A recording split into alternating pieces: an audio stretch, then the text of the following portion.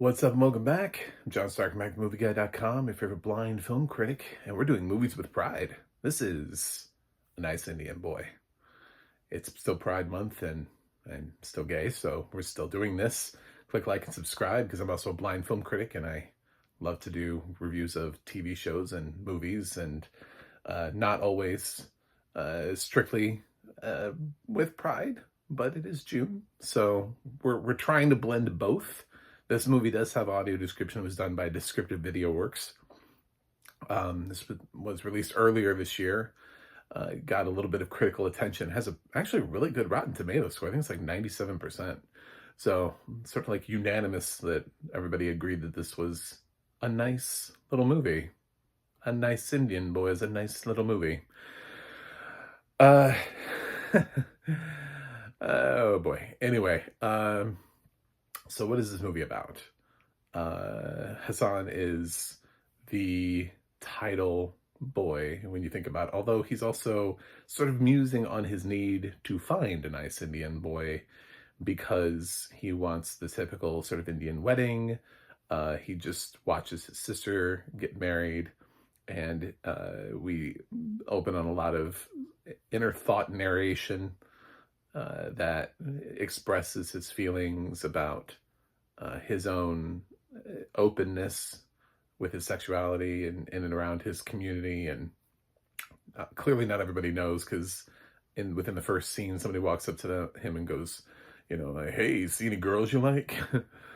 So, but we find out that his parents do know, almost like awkwardly so, which is kind of funny. But they do flip this. Like, what I love about this movie is that everything kind of comes back around.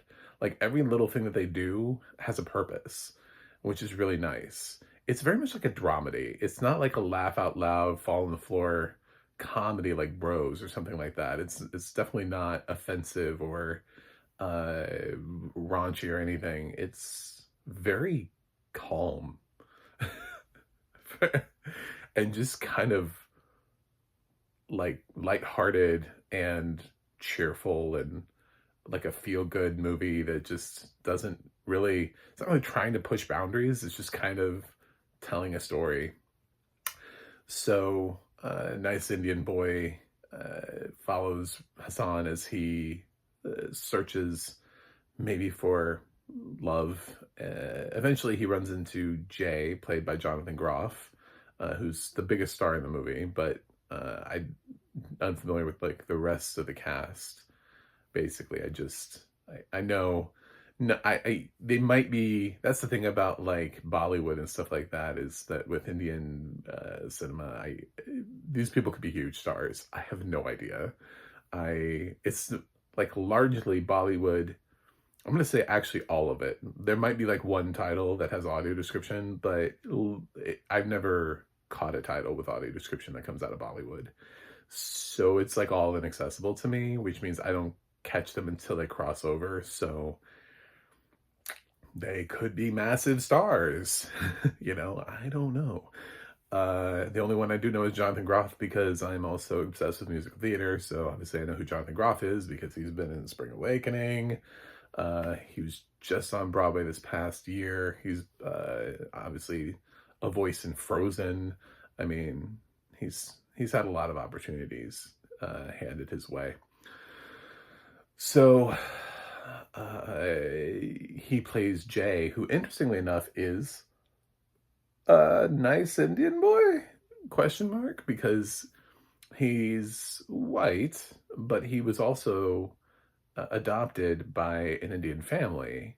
So he was brought up with all the same traditions as Hassan. So it's basically just skin color at this point. So it's like he can bring home somebody who understands a lot of the same traditions and a lot of the same family structure, just from like an adopted perspective, from a assimilation point, I guess you could say. And he's not that far removed. It's not like Hassan brings home John Cena. I don't know why I picked John Cena, but that would be hilarious. I would have also watched that movie.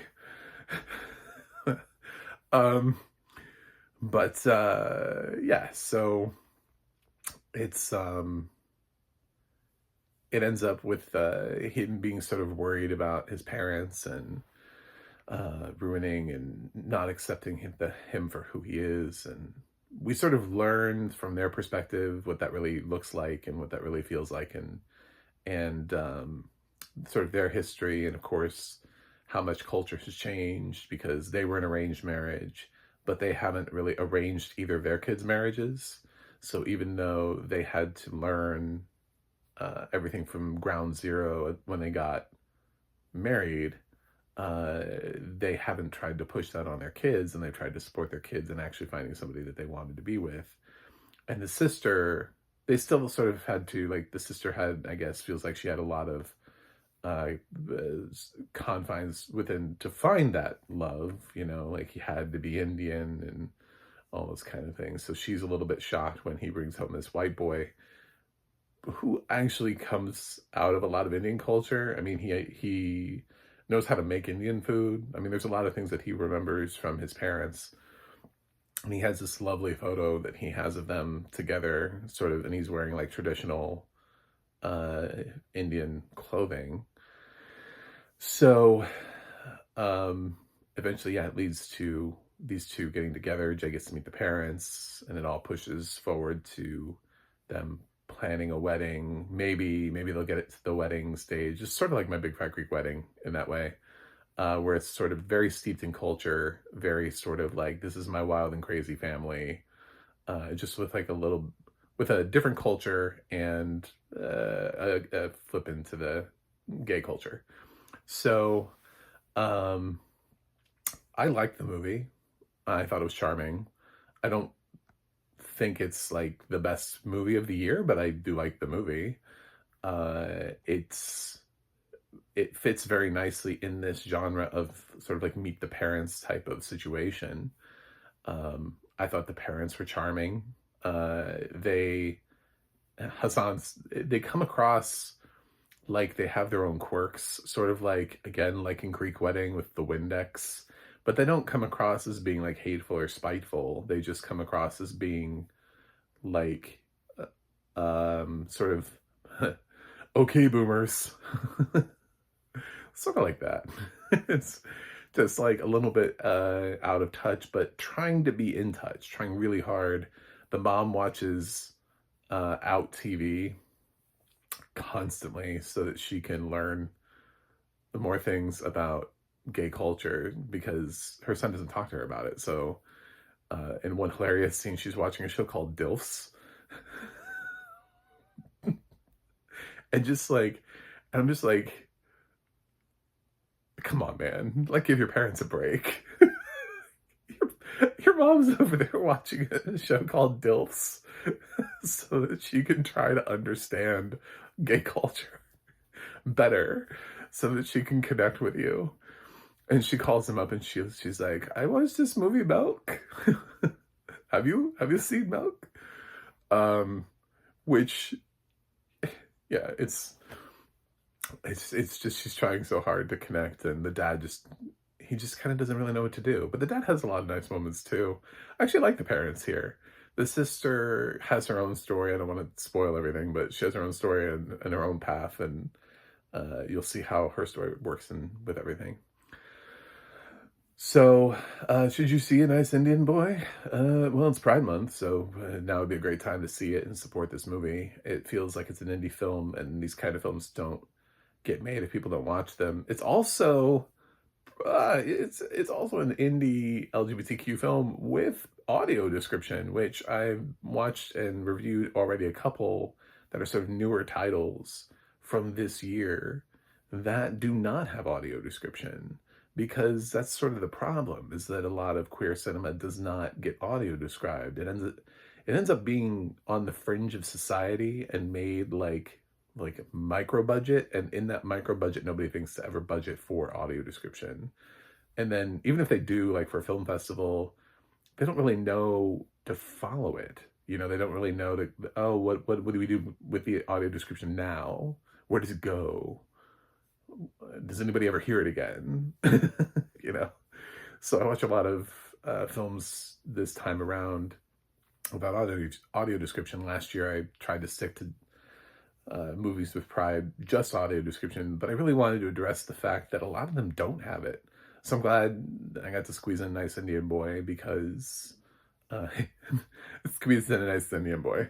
Um, because yeah, it has audio description. Although I'm not, I'm a little disappointed. I love the work that Descriptive Video Works does, like most of the time. I was a little surprised that this was DVW, and I'm becoming more and more surprised. Like, there have been a couple times where I'm just like, well, this is very average. There's nothing sort of that stands out to me. Probably the best scene in this is there's a scene where the father goes to the art gallery that's run by Jay. He's a photographer. And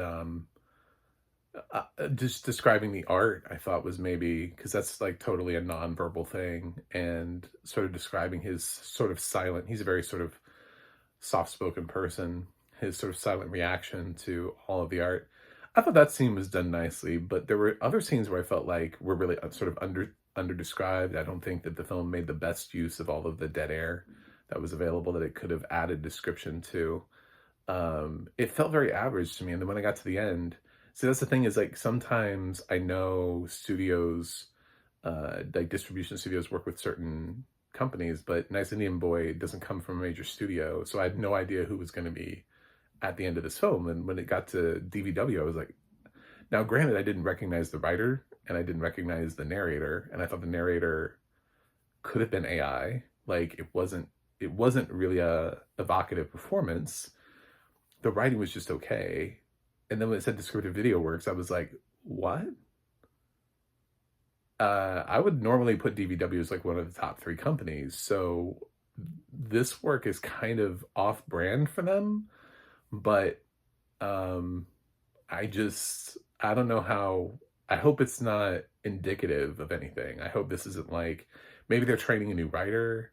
I have no idea, but this didn't feel like it was their usual high quality work. It felt like it could have been easily some random, every once in a while I hear of like an audio description studio I've never heard of credited, and then you never hear from them ever again.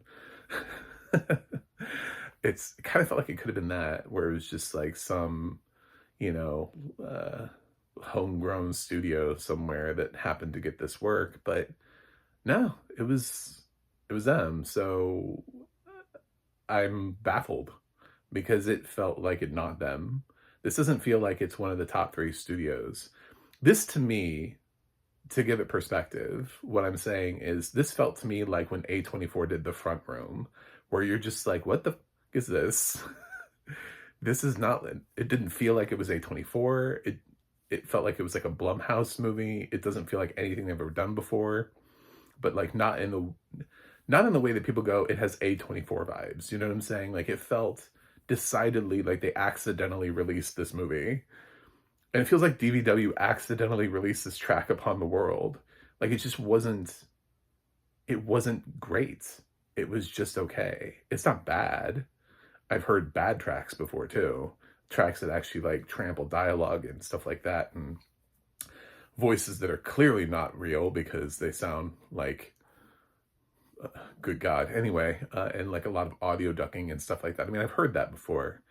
And that's not really here. So I suppose I should be happy that it was just okay. But also at the same time, I want great.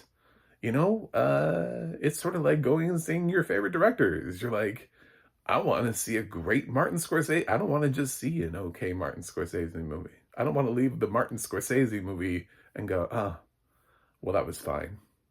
That felt like anybody could have directed that. It's Martin Scorsese.